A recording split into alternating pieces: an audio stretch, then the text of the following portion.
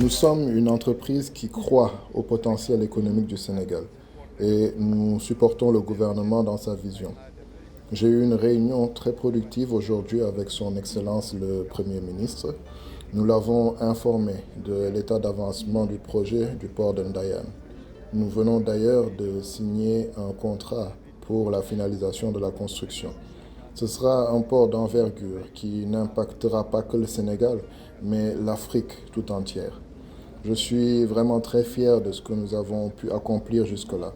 Nous sommes au Sénégal depuis 16 ans maintenant. Nous avons énormément développé nos opérations depuis lors. Et avec le nouveau port de Ndayane, nous aurons une plus grande capacité et nous pourrons traiter beaucoup plus de marchandises.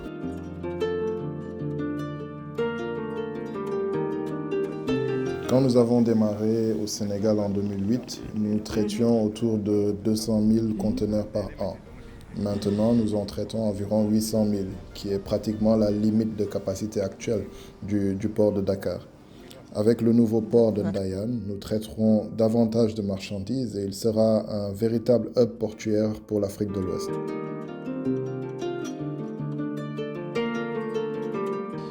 Nous avons signé le contrat avec le constructeur afin de commencer bientôt les travaux. Nous avions déjà commencé les travaux de construction, mais là, il s'agira des travaux d'envergure.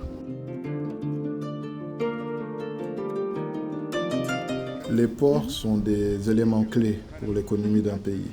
Avoir un port efficient permet au pays de développer ses échanges commerciaux. Et nous sommes totalement en phase avec la vision du nouveau gouvernement sénégalais. Et nous œuvrons pour que nos opérations satisfassent à leurs besoins et à leurs ambitions pour le pays.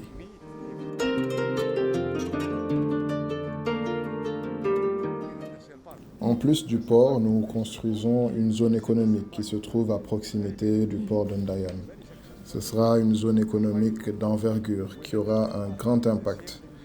Combiner un port à une zone économique, c'est ce que nous avons déjà fait à Dubaï, au Royaume-Uni et dans plusieurs autres pays du monde.